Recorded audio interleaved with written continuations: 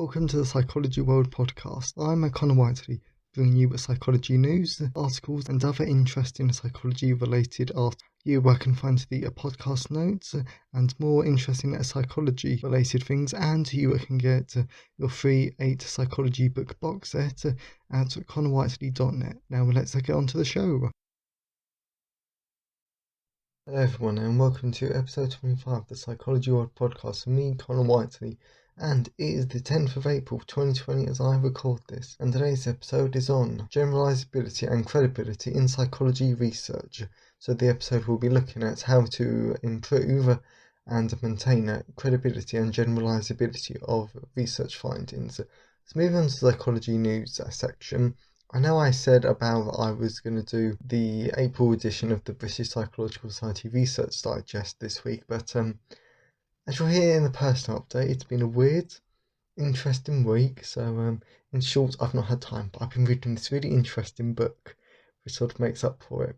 And it's just been, I don't know, a weird week. But anyway, moving on to the news section. So as always, it's the British Psychological Society Research Digest, which more and more I'm becoming increasingly grateful for this great tool. It means I can share psychology news with you all. So the first bit of psychology news is what hard workers are more inspiring than geniuses. So the article reads, Albert Einstein is often used as the ultimate inspirational figure in science, an untamed genius with an abundance of innate brilliance. The memes and inspirational quotes about his allegedly underwhelming school performance only serves to highlight exactly how naturally brilliant he really was, succeeding against the odds. But it turns out that he might not have been as inspiring as you think. According to recent studies, hard workers, not innate geniuses, may be more effective role models in STEM.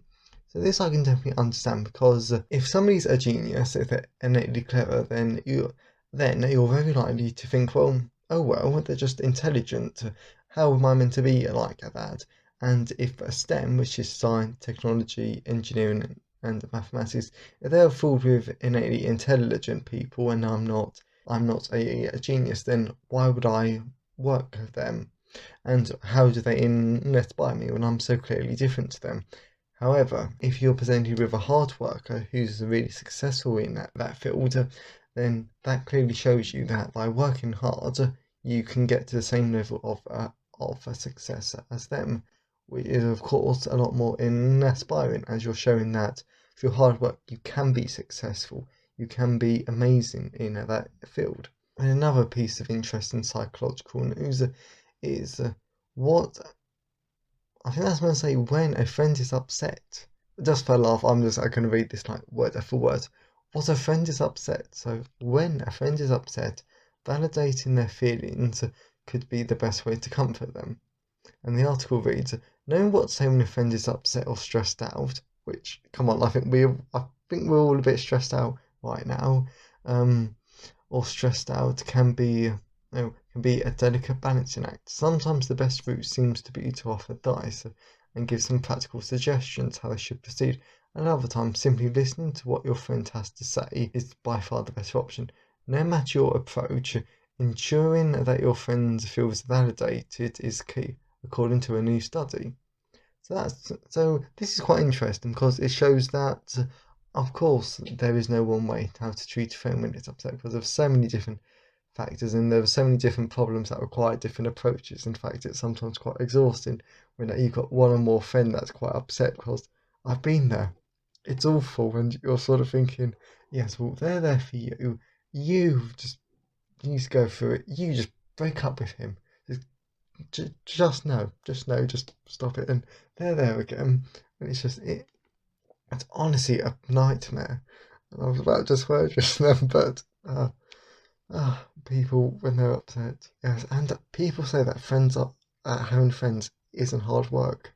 They obviously don't have many. So the thing to take away from this is that whenever you need to comfort your friend, you need to validate them. You need to make sure that they feel important and listened to, because to be honest, them feeling unvalidated probably caused the whole upset. So that's something. And then I'll do one more. Psychopathic prisoners? Why not? Why not? Why not? Because this actually sounds quite interesting. Although now actually there's actually two that sound quite interesting. So now actually the other one, which which is can brain activity predict chocolate cells? I'm going to retweet on my Twitter feed at Sci-Fi Whiteley if you wanted to have a look at it. So, psychopathic prisoners with higher levels of emotional impairment make less eye contact. Imagine going to sit in a room with a violent imprisoned psychopath and having a chat about what you like to eat. It's not impossible to think of liver, lava beans, and something else, isn't it? This is obviously referring to Silence of the Lambs. And for starters, I would not go and sit in a room with a violent imprisoned psychopath, because I just would not. This is exactly what one researcher did in Germany. Brave soul, brave soul. I applaud him or her. But the purpose of the study wasn't to gather data on criminal psychopaths' dining preferences, but rather how they make or don't make eye contact during a conversation. This was the first study to explore psychopaths' eye movement in a naturalistic setting. Again, this leads into today's episode, ecological validity. And it's revealed that prisoners who scored high on one aspect of psychopathy, in particular, were much more less likely to look at the interviewer's eyes. This finding could help psychologists understand how psychopathy developed, though the researchers call for the results to be replicated before any firm conclusions can be drawn. To be honest, I don't think there's much you can talk about this research findings, except if you meet a psychopath and if they don't make eye contact with you, be concerned, as they have high levels of emotional impairment. So let's move on to the personal update. I hope you found that interesting, because I've actually really enjoyed this psychology news section today. Moving on to the personal update. So it's been a much better week as the coronavirus continues, and it's just been chaotic, to be honest. But personally, I feel a lot better than last week, because as I said in the last personal update, and last week was the first and pretty much last week that I've been concerned about the coronavirus. Although the death toll has been getting a bit higher each day. For example, as I'm recording this on the Friday, yesterday's death rate in the UK was 881, which was high and a bit concerning and scary. To be honest, there's actually not a lot to talk about this week, except from, and I won't go into this because of personal reasons, but there's been a lot of family drama. Just so much. Just so much, and that is not me crying, it's just laughing at it all, because there's nothing else you actually can do but laugh at the whole situation. Coronavirus, family drama. Although the one quite funny thing though about this all is that I think my mum and dad are starting to get a bit of cabin fever and a bit bored, because out of the blue, not really out of the blue because we've been talking about this for the past few days, is that they decided to change the living room about. So for some reason, the living room in my house has now been moved into the dining room into the living room, just so when we're watching telly, we can look out into the nice sunny garden. Even though our garden is really nice, it's just like just why? And something else that does make me laugh is how excited my mum was to do this. I'm thinking, I think they definitely suffer from cabin fever. Anyway, on to the more personal update. This week's definitely been a stranger. And so I know last week I said that I was going to be taking a break from psychology writing, and I was going to be doing fiction, and I was going to be writing fiction and about some dragons and everything. For some reason I decided not to do that, so I've decided to write up my psychology second edition. So the abnormal psychology second edition is done, and that I really like. It's a good second edition that goes into. It briefly touches on stuff like OCD, other types of treatment for depression, and I don't know. I just like it, to be honest, because it's good and I just like it. And then and I've started to write the biological second edition, but I will not lie, writing second editions is a bit difficult, because I really liked writing the social cultural second edition because that I didn't have to integrate any chapters together. I didn't have to merge any, but the biological one in particular, I do need to do a lot of merging, and because I'm trying to keep the chapters quite short, because mainly because as a reader and as an audiobook narrator, I don't like massive chapters. I'm trying to keep them well under 1,000 words each, most of them about 600 words, because I'm trying to keep them short, sharp chapters. still filled with great information, but just trying to like spread it out. And it's just because of the quantity that there sort of is it seems to quite long. But I'm chipping through it, and I don't know, sometimes just writing entirely new books is so much easier than writing second editions. Anyway, that's enough of the writer stuff. But I have started to reread, do a first pass, of my sci-fi fantasy books, Garo Heresy, because originally I was going to launch them in August because of the whole coronavirus situation. I don't think many people were going to be going on holiday, and to be honest, because I love my readers, I love all of you podcast listeners, I'm going to try and move that up a bit early just so you all have something to read. Speaking of which, as you will be listening to this on Monday the 13th of April 2020, today is the last day you can get my Garo collection for £2.99, $2.99 and so on through Kobo. If you go to kobo.com, and this is on the US and Canadian store, you can get it discounted, but it should be discounted on other platforms because of how I do my pricing. So please check that if you want free sci-fi fantasy books. What else then? Yeah, so going back to my Garo Heresy, I'm actually loving the story. It's a lot better than I thought, and I just think that it's a really good story, to be honest, to say. So have a great day, and let's move on to the content of the episode. So moving on to the content part of today's episode, we're going to be looking at the generalizability of findings and how to increase credibility of a study's results. And yes, and I know that this isn't going to be everyone's thing, but it's a bit of psychological knowledge that you can have, and in case you want to go and study psychology in the future, then this might be useful to know now rather than later, because if you know this and other people don't, then you're already ahead of people. So let's get on with it then. So what generalizability means is that you're able to apply the findings to a wider population, and you're able to generalize it more instead of the small sample that you would have used. So the way how you increase the generalizability, so how you make sure that you can apply it to more people, is you can use three things. So the first one is called ecological validity.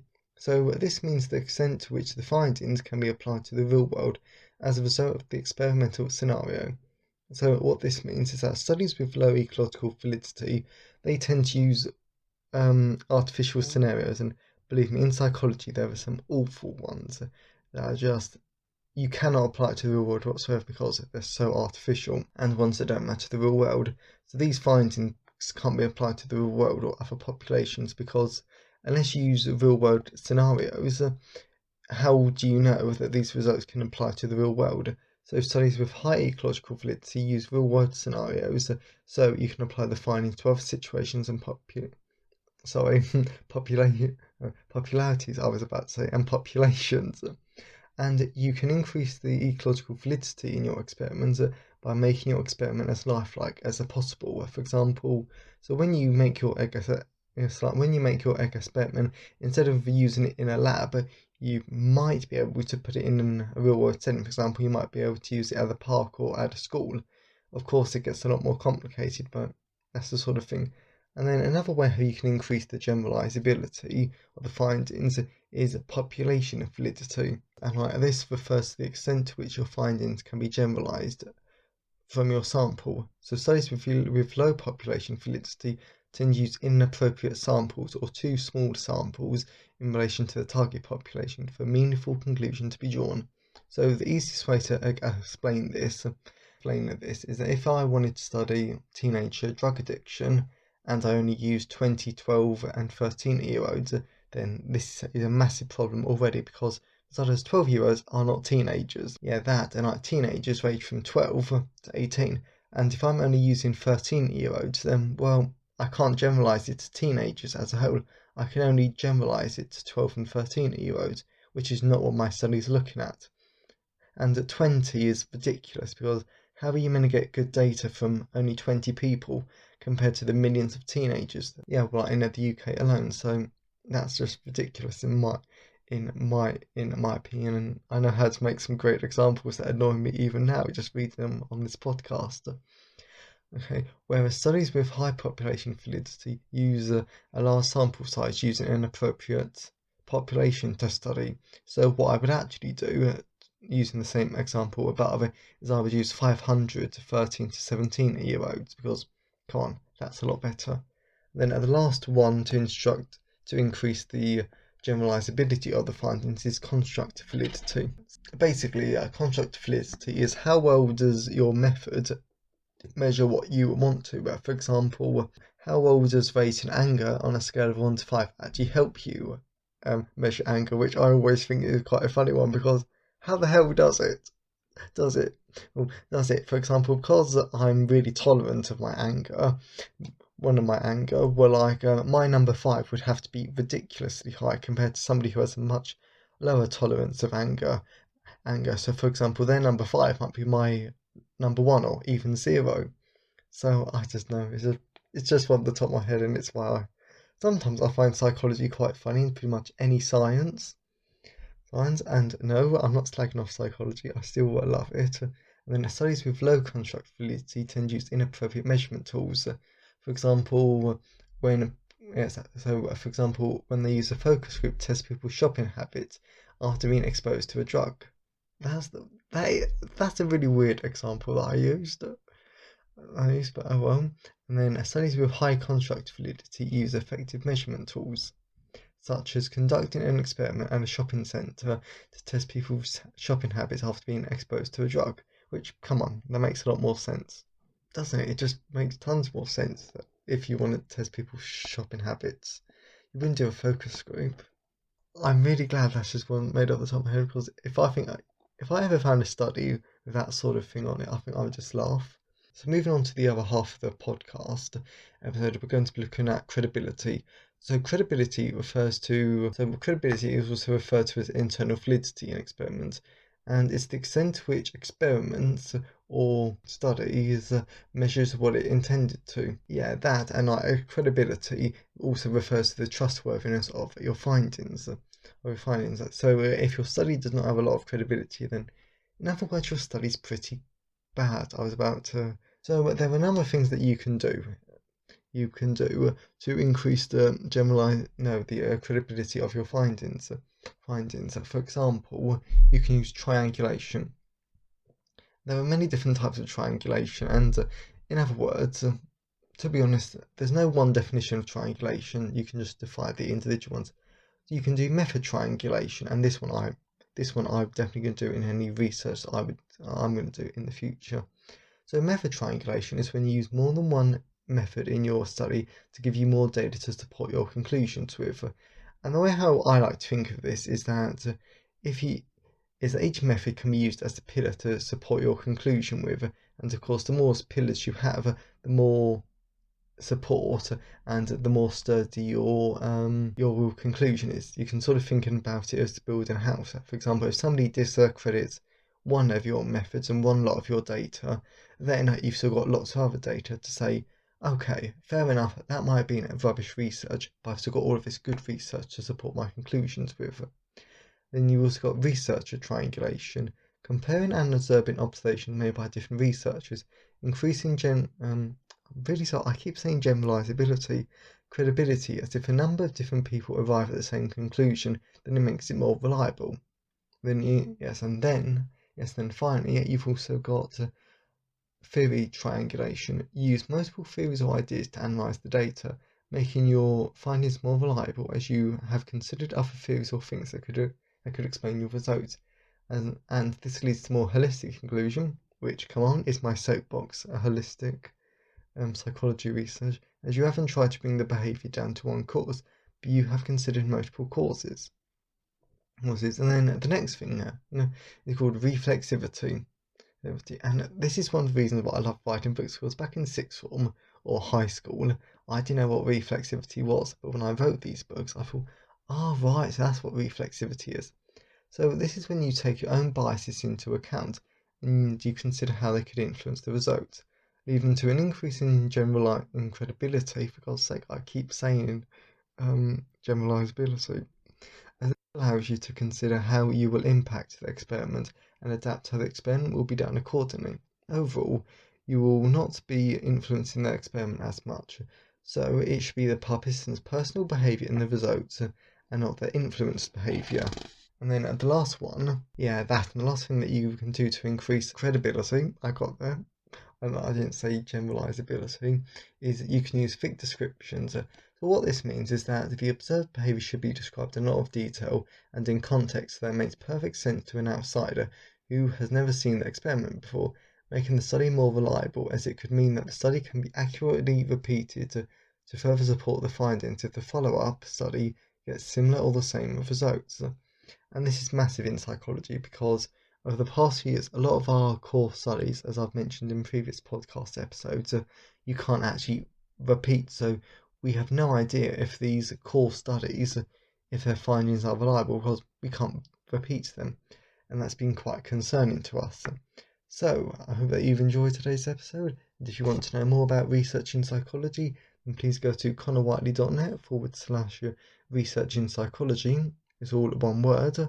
And if you want to contact me, then you can always contact me on Twitter, Sci-Fi Whiteley, or you can email me at connorwhiteley@connorwhiteley.net. Have a great day, everyone. Thanks for listening today. I hope you enjoyed it.